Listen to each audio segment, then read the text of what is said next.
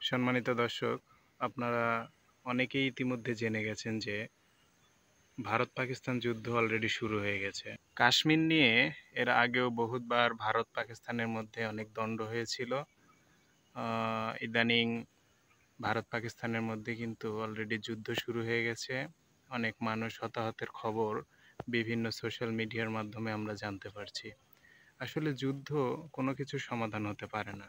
যুদ্ধ মানে হচ্ছে ধ্বংস, শেষ। এটা কোনো কিছু ভালো সুফল বয়ে আনতে পারে না। কিছুদিন আগে আপনারা দেখেছেন যে ইসরায়েল এবং ফিলিস্তিনের মধ্যে গাজাবাসীদের যে আর্তনাদ, যে ধ্বংসলীলা, এটা সত্যিই অনেক কষ্টদায়ক। আসলে যুদ্ধ সব কিছু ধ্বংস করে দেয়, শেষ করে দেয়।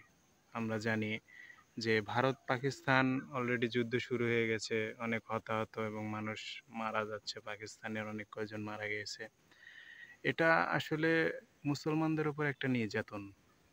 আমাদের এই দেশে বাংলাদেশে যেমন ভারতের সাপোর্টার রয়েছে, ভারতের দালাল বলেন অনেক রয়েছে, তেমনি পাকিস্তানের সাপোর্টার এবং পাকিস্তানিদের যে সাপোর্ট, এটাও কিন্তু অনেক রয়েছে। ভারত পাকিস্তান যদি সেই কড়াকড়িভাবে যুদ্ধটা লেগে যায়, আসলে ক্ষতি দুই দেশেরই হবে।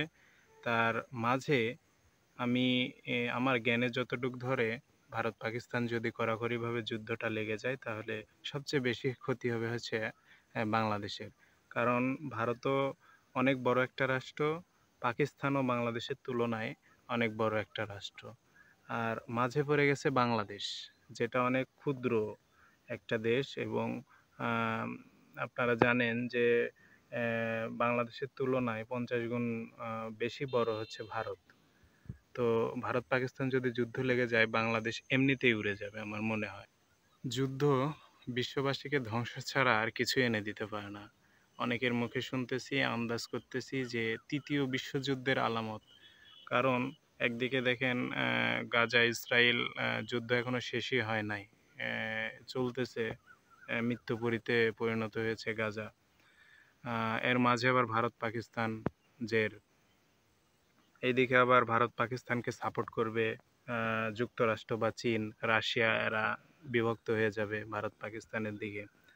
তো যদি এভাবে চলতে থাকে তাহলে আমার মনে হয় যে তৃতীয় বিশ্বযুদ্ধ আর বেশি দেরি নেই। বিশ্বে একটা বিশ্বযুদ্ধ হবে, আমরা সকলেই জানি। প্রথম হয়েছে, দ্বিতীয় হয়েছে, তৃতীয় বিশ্বযুদ্ধ হবে। তো এরকমটা যদি হয় তাহলে গোটা দেশ না, গোটা বিশ্বের মানুষ ভালো থাকতে পারবে না। কারণ যুদ্ধ কোনোদিন একটা রাষ্ট্র, একটা দেশকে শান্তি শৃঙ্খলা বয়ে এনে দিতে পারে না। যুদ্ধ মানে শেষ, ধ্বংসলীলা। আহ, তো শান্তি রক্ষার জন্যে যে জাতিসংঘ রয়েছে, তো জাতিসংঘের উচিত যে ভারত পাকিস্তান যে দ্বন্দ্বটা, এটা মিটানো। কারণ ভারত পাকিস্তান দ্বন্দ্ব যদি না মিটে তাহলে দেখা যাচ্ছে তৃতীয় বিশ্বযুদ্ধ হয়তো বা আর বেশি সময় নেই। কারণ ভারত এবং পাকিস্তান বিশ্বের মধ্যে দুইটাই কিন্তু অনেক ভালো দেশ, আমরা জানি। এবং আমি আরেকটা জিনিস যেটা বলতে চাই, যে ইহুদি খ্রিস্টান হিন্দু নাসাররা সবসময় বেশি আক্রমণ করছে এখন মুসলিমদের উপর।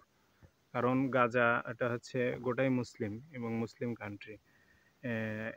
এরপর দেখেন পাকিস্তান, এরা হচ্ছে সম্পূর্ণ মুসলিম এবং পাকিস্তানে আমি মনে করি যে এখন বর্তমানে বিশ্বের সবচেয়ে খাঁটি মুসলিম হচ্ছে পাকিস্তানে।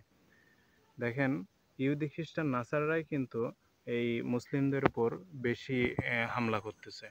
সবশেষে আমি আপনাদের একটা কথাই বলতে চাই যে যুদ্ধ কোনো কিছু সমাধান হতে পারে না। যুদ্ধ মানে শেষ, যুদ্ধ মানে ধ্বংসলীলা।